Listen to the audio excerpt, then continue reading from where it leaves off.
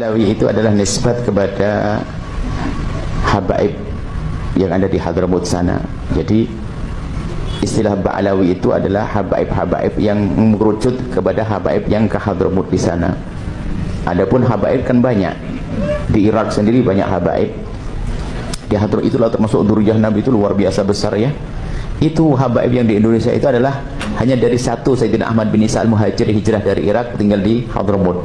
Dari situ nanti ada, di situ ada, jadi ke arah ke sana nanti. Ali Ba'alawi itu adalah di situlah nanti ke arah situ. Jadi itu untuk penentuan apa namanya, rombongan habaib, rombongan dzurriyyah Nabi dari mana itu gitu. Jadi kalau sudah Ba'alawi ya sudah ke situ, bukan dari tempat-tempat yang lain gitu. Jadi tidak semua habaib itu Ba'alawi. Jadi istilah Ba'alawi, istilah tidak semua ikut Ba'alawi, bukan, tidak. Tapi banyak habaib di Mesir, banyak habaib. Tapi semuanya selagi itu dzurriyyah Nabi adalah satu martabat yang harus kita cintai. Hanya kebetulan di Hadramut, di Indonesia ini adalah yang menyuruh dakwah mulai dari Wali Songo sampai hari ini adalah habaib-habaib yang datang dari sana. Makanya kita lebih kenal, lebih mengarah kepada pengenalan kepada asal habaib kita yang ada di sini adalah dari situ gitu. Kalau habaib banyak seperti Al-Jailani itu beda. Itu kan dari Sayyidina Hasan yang beda jalurnya. Tapi habaib juga. Dari dulu dzurriyyah Rasul itu Sayyid Syarif. Sayyid. Itu Rasul sendiri loh yang mengatakan, Innal Hasan wal Husain sayyida syababi ahlil jannah. Sayyid, bukan Habib. Mainlah sekali-sekali keliling Arab sana, di sana, di seluruh belahan dunia Arab, seluruh dzurriyyah Rasul itu panggilannya Sayyid Syarif, baik dari Sayyidina Hasan maupun Sayyidina Husain. Bukan Habib Hasan, bukan Habib Husain. Sayyid, beda lah. Itu selisihnya berapa abad baru muncul ada istilah Habib itu. Ya, siapa yang pertama kali dipanggil Habib? Habib Umar bin Abdurrahman Al-Attas, Ba'alawi. Ya, Ba'alawi. Udahlah, jangan bikin berita hoax. Keluarga saya tuh banyak yang alumni sana. Ya, guru-guru saya banyak alumni sana, teman-teman saya, saudara-saudara saya banyak. Gak pernah beliau dipanggil Habib Muhammad bin Alawi Al-Maliki, gak ada. Sayyidil Habib gak ada. Nah, jangan dipelintir. Keturunan Alawi bin Ubaidillah yang katanya dzurriyyah dari Sayyid Ahmad bin Isa, ya, bukan dari Irak. Ada nggak pengakuan dari Irak? Dari keluarganya Sayyid Ahmad bin Isa. Kalau Sayyid Ahmad ini dzurriyyah Rasul. Sayyid Ahmad bin Isa bin Muhammad bin Ali Al-Uraidi bin Muhammad Al-Bakir bin Ja'far As-Sadiq bin Ali Zainal Abidin bin Husain bin Ali Karamallahu Wajhah. Minta pengakuan dari Irak, dari Naqabah As-Sadah Al-Ashraf Alul Bait Iraq, Al-Iraq, fil Iraq. Sanad itu harus nyambung, bukan klaim sepihak, bukan cuma satu tempat doang. Kata Nabi Muhammad SAW, cintailah Habib. Kata Nabi Muhammad SAW, cintailah Habib, cintailah putu Kanjeng Nabi. Makanya kalau ada orang masih milah-milah, iya, saya suka sama Habib itu, kalau Habib itu saya nggak suka. Saya ngomong kan, kalau ada orang nggak suka sama Habib Rizik, saya hapus dari hati saya. Kenapa? Orang itu nggak akan dicintai oleh Nabi Muhammad SAW.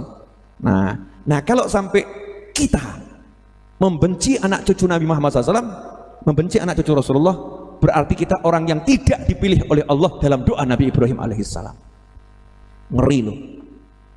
Karena Nabi Ibrahim doa, faj'al af'idatam minan nasi tahwi ilaihim. Jadikan hati sebagian dari manusia jatuh cinta gandrung kepada mereka. Siapa mereka? Keturunan Nabi Ismail. Siapa keturunan Nabi Ismail? Habib Novel bin Muhammad Al-Idrus. Siapa keturunan Nabi Ismail? Habib Novel bin Muhammad Al-Idrus. Karena saya turunan Kanjeng Nabi putune Nabi Ismail, dan keturunan saya ila yaumil qiyamah. Maka orang-orang yang terpilih untuk mencintai para habaib itu orang yang ada dalam doanya Nabi Ibrahim alaihissalam, yang dipilih oleh Allah Subhanahu wa ta'ala.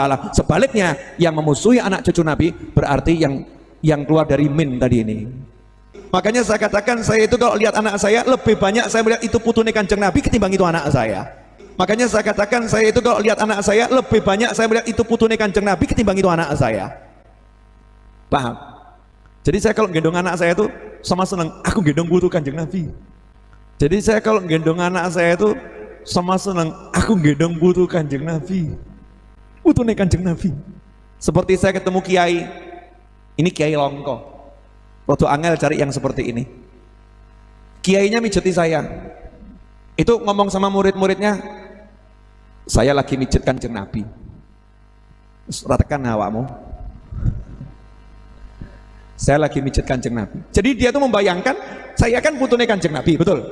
Saya kan putune Kanjeng Nabi, betul? Saya kan putune Kanjeng Nabi, betul? Nah, diniati mijeti Kanjeng Nabi. Kalau mijeti Kanjeng Nabi nggak bisa, aku mau mijeti cucunya ini. Nah, kalau saya mijeti cucunya senang, simbae yo senang. Berarti podoe aku mijeti Kanjeng Nabi, selesai. Aku lagi mijeti Kanjeng Nabi. Nggak lihat sayanya. Jadi aku yo rodok nganyelke. Saya ingin tegaskan Bapak Ibu, siapapun yang ngaku anak cucu Nabi wajib menunjukkan bukti kalau dia keturunan Nabi. Karena mengapa? Ketika orang ngaku anak cucu Nabi tapi dia tidak bisa menunjukkan bukti, dia telah menghina Rasulullah Sallallahu Alaihi Wasallam. Orang-orang yang ngaku keturunan Nabi padahal dia bukan keturunan Nabi, sama saja dia telah merendahkan kemuliaan nasab suci Rasulullah Sallallahu Alaihi Wasallam. Mengapa ini saya perlu ingatkan? Karena ternyata begini, banyak orang awam di Indonesia ini yang percaya pada sekelompok orang yang ngaku-ngaku anak Nabi, padahal yang ngaku-ngaku ini akhlaknya bertentangan dengan akhlak Nabi. Kakinya minta dicium-cium, kemana-mana malak minta duit. Dakwah isinya memanipulasi umat, mencaci maki, memprovokasi. Ini yang saya sebut kamuflase. Orang mengatasnamakan agama tapi untuk memanipulasi umat. Saya ingin tegaskan Bapak Ibu, malam ini orang masuk surga bukan karena nasab. Gimana Pak? Jangan sampai ada orang yang mengklaim dengan nasabnya dia sudah bisa mengkafrin surga. Tidak. Orang itu mulia itu karena ketakwaannya. Inna akramakum indallahi atqakum. Sesungguhnya yang paling mulia di antara kalian semua di sisi Allah adalah orang yang paling bertakwa. Maka harus dibuktikan dulu. Setelah diteliti ternyata Pak, yang ngaku-ngaku cucu Nabi itu sudah 200 orang tes DNA. Ternyata DNA-nya bukan ke Nabi. DNA-nya DNA Yahudi. Umat Yahudi hijrah ke Yaman, masuk Islam.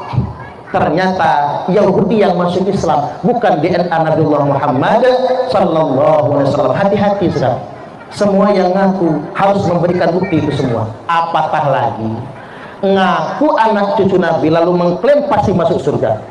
Ngaku anak cucu Nabi tapi merendahkan umat muslim yang lain. Seolah-olah begini, ada warga agama kelas 1. Ini anak cucu Nabi ini kasta tertinggi, nggak boleh nikah sama kelompok kasta tertinggi. Nah, kita Islam yang biasa nih kasta nomor 2. Jadi budak mereka mesti cium tangan dan cium kaki mereka. Ini saya pikir bisa merusak ini Bapak Ibu, bisa merusak ini. Nggak boleh. Dulu Wali Songo, halo Wali Songo itu Pak Bu, itu yang terbukti nasabnya keturunan Nabi. Kita ini kadang-kadang lalai ya. Yang ngaku-ngaku cucu Nabi kita percaya dia cucu Nabi. Yang Wali Songo yang jelas berjuang di Indonesia mengislamkan Nusantara, jelas-jelas anak cucu Nabi, tapi kita abaikan begitu saja. Anak-anak cucu Wali Songo dibiarkan begitu saja, nggak diaku. Ini kan ada ketimpangan namanya Pak. Wali Songo masuk ke Indonesia, mengapa Islam diterima? Karena Wali Songo menanamkan nilai beragama tanpa kasta. Makanya orang Indonesia berbondong-bondong masuk Islam. Tiba-tiba muncul sekelompok orang ngaku anak cucu Nabi, lalu memposisikan mereka di kasta tertinggi, dan kita dianggapnya di kasta bawah. Na'udzubillah, jangan sampai sedemikian.